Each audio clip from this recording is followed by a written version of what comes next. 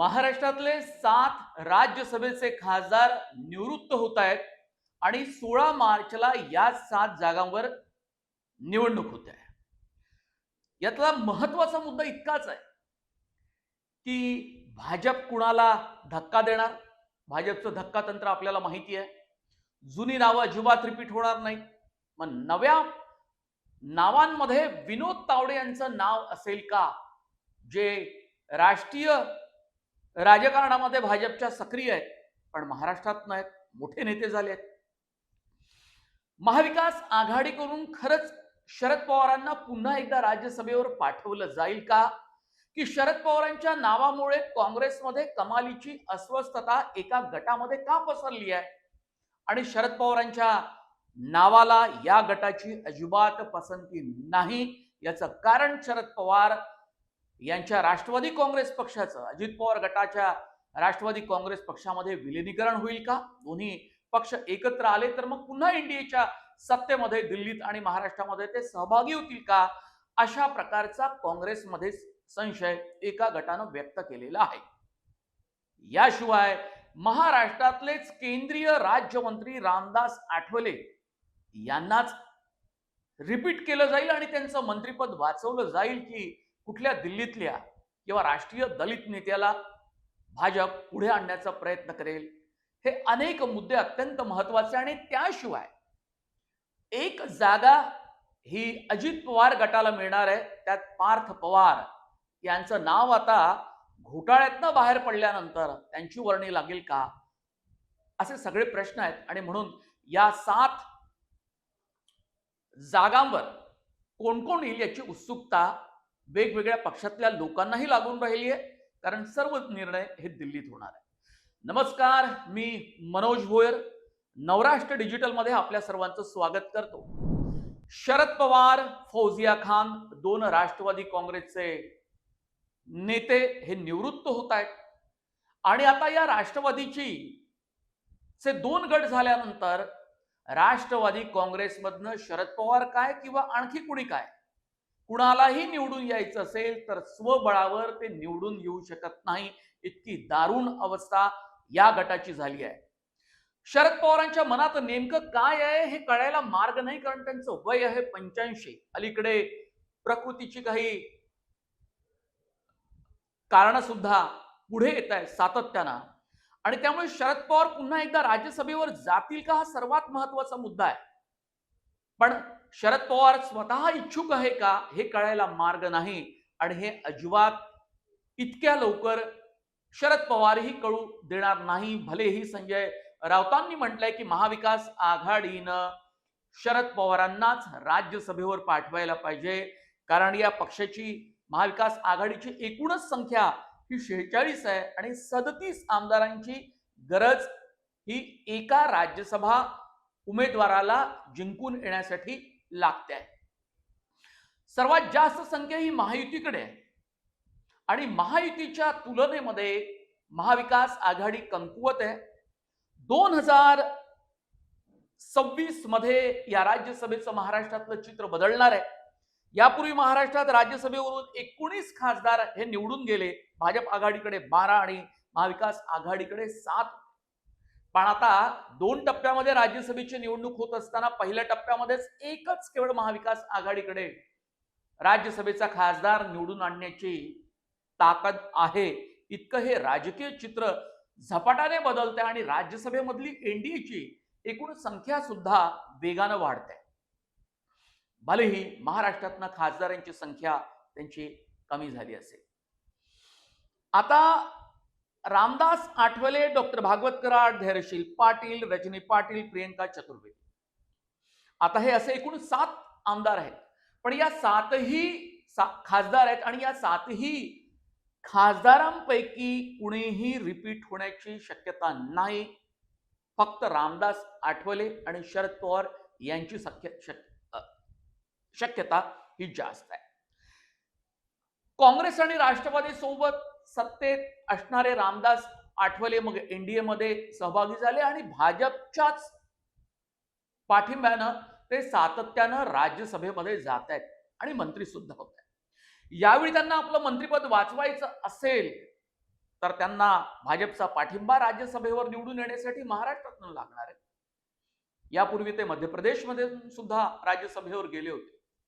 त्यामुळे एक लटकती तलवार ही रामदास आठवले यांच्यावर आहेच. कारण खासदार म्हणूनही आणि मंत्री म्हणूनही त्यांच्या कविता, त्यांची भाषणं ही चर्चेत असतात, लक्षवेधी ठरतात आणि तो एक अत्यंत देशाच्या राजकारणातला एक महत्वाचा चेहरा झालेला आहे, ज्यांना सर्वच पक्षाचे मोठे नेते ओळखतात आणि त्यांच्या कवितांवर खळखळून हसतात देखील. त्यामुळे एका अशा लोकप्रिय चर्चेत असणाऱ्या व्यक्तीला वगळण्याची हिमाकत भाजपचे दिल्लीतले श्रेष्ठ करतील का, हा एक सर्वात महत्वाचा मुद्दा आहे. पण दिल्ली श्रेष्ठींनाच भाजपचा निर्णय घ्यायचा आणि एक वेगळ्या दलित नेत्याला पुढे आणायचं का, असा एक मतप्रवाह भाजपमध्ये असल्याचं कळतं. अर्थात हा निर्णय भाजपसाठी खूप कठीण असेल, पण भाजप धक्कातंत्र देण्यात मात्र पटाईत आहे. आणि येत्या 3 वर्षात कुठली काही निवडणूक महाराष्ट्रामध्ये नाही आणि त्यामुळे त्या काळामध्ये भाजपला ती कदाचित उणीव भरून काढता येईल जर रामदास आठवले यांना वगळलं तर. पार्थ पवार हे हायकोर्टामधल्या झालेल्या म्हणजे चार्जशीट जी दाखल झाली त्यातही नाव नाही, चौकशी समितीमधनं सुद्धा मंडवा जमीन प्रकरणामध्ये त्यांचं नाव वगळलं गेलंय. त्यामुळे पार्थ पवार यांचा राज्यसभेचा मार्ग मोकळा झाला आणि त्यांना सुद्धा मावळ लोकसभा मतदारसंघातनं हार पत्करावी लागल्यानंतर मागे आता पुन्हा एकदा राज्यसभेवर जाण्यासाठी ते इच्छुक आहेत. त्यांच्या मातोश्री यांनी राज्यसभेच्या सदस्यत्वाचा राजीनामा दिल्यानंतर तिथे आणखी राष्ट्रवादी काँग्रेस पक्षाला कुणाला तरी पाठवता येईल. म्हणजे साधारणतः 2 जागा राष्ट्रवादी काँग्रेस पक्षाकडे. ज्या शिवसेनेला प्रियंका चतुर्वेदी यांना पाठवता आलं यापूर्वी राज्यसभेवर, तेव्हा शिवसेना एकत्र होती, पण आता दुभंगली. अर्थात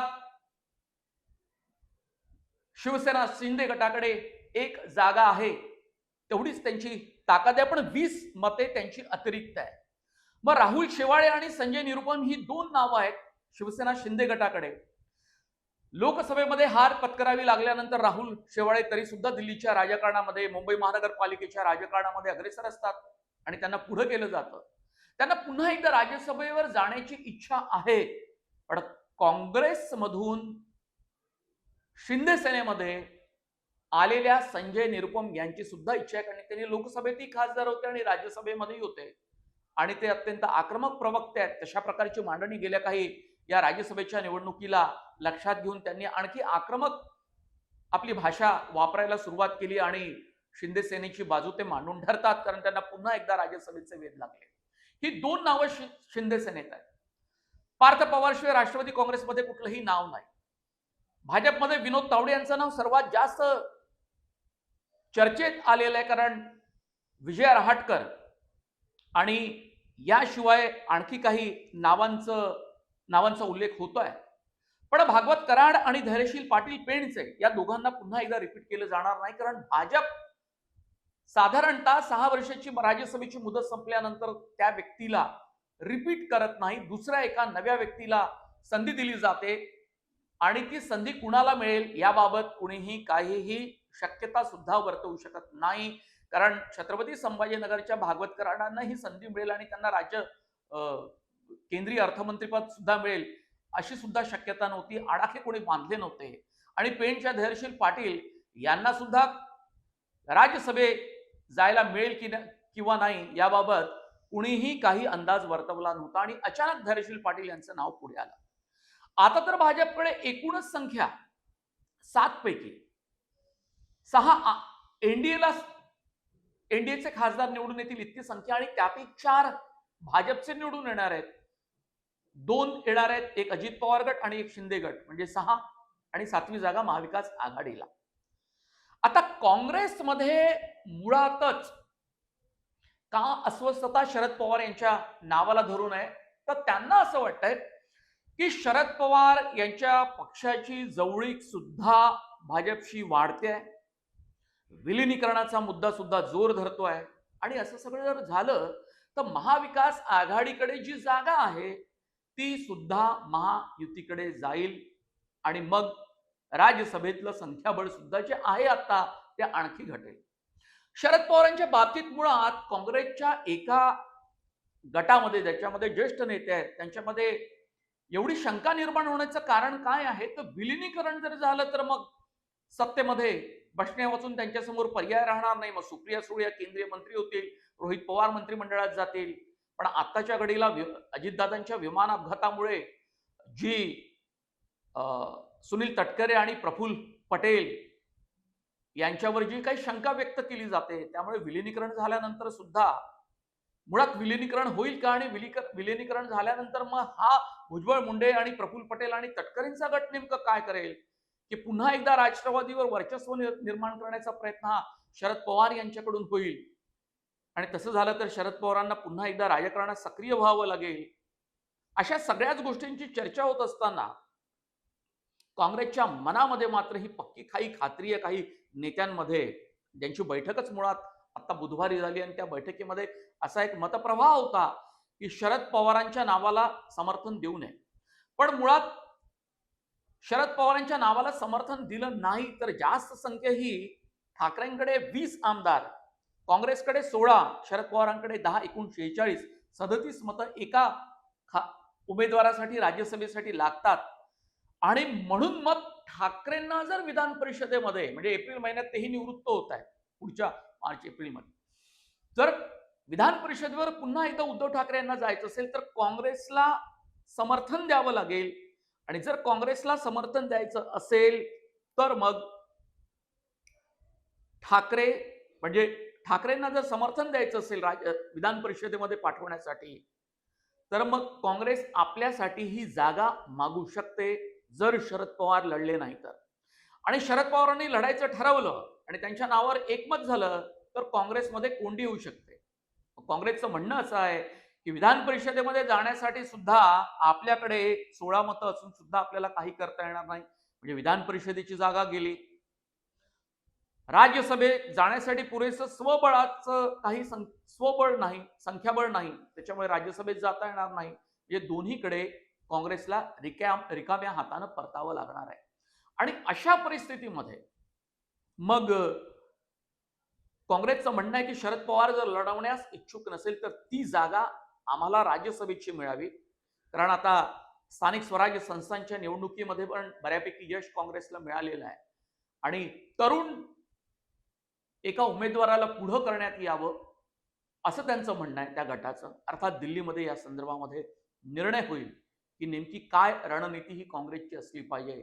आणि महाविकास आघाडी कमकुवत होत असताना, वेगवेगळे मतप्रवाह सातत्यानं दिसत असताना एकमेकांची राजकीय मजबुरी ओळखून आणि व्यावहारिकपणा ठेवून काही निर्णय हे घेतले जाऊ शकतात. पण आजच्या घडीला शरद पवारांच्या पक्षाची ताकद कमी आहे, त्यामुळे शरद पवारांभोवतीच महाविकास आघाडीचं हे राज्यसभेचं निवडणुकीचं गणित आपल्याला फिरताना दिसत आहे. आता उद्धव ठाकरे यांच्या पक्षाची भूमिका, शरद पवारांची स्वतः निवडणुकीमध्ये मैदानात उतरण्याची इच्छा आहे किंवा नाही हे मुद्दे आहेच. महायुतीच्या बाजूनं तेवढासा पेच दिसत नाही. फक्त रामदास आठवलेंना पुन्हा एकदा राज्यसभेचं खासदारपद दिलं जाईल का, हा एक अत्यंत महत्वाचा मुद्दा. आणि महाराष्ट्रातनं विनोद तावडे यांना राज्यसभेवर पाठवून त्यांना संसदीय लोकशाही प्रक्रियेमध्ये थेट सहभागी करून घेण्याचं जर ठरवलं असेल अमित शहा आणि नरेंद्र मोदी यांनी, तर त्यांचा रस्ता सुद्धा मोकळा होऊ शकतो. आणि बाकी नावही कुठलीही येऊ शकतात. एक नाव विजया रहाटकर यांच्या, ज्या महिला आयोगाच्या अध्यक्ष आहेत केंद्रीय.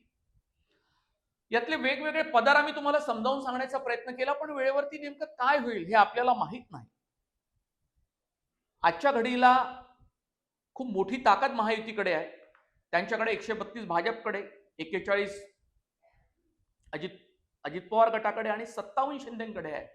37 मतांच्या जोरावर एक राज्यसभेचा खासदार त्यांचा निवडून येणार असला तरी सुद्धा 20 अतिरिक्त मतं त्यांच्याकडे असून सुद्धा ते दुसऱ्या जागेवर दावा करणार नाही.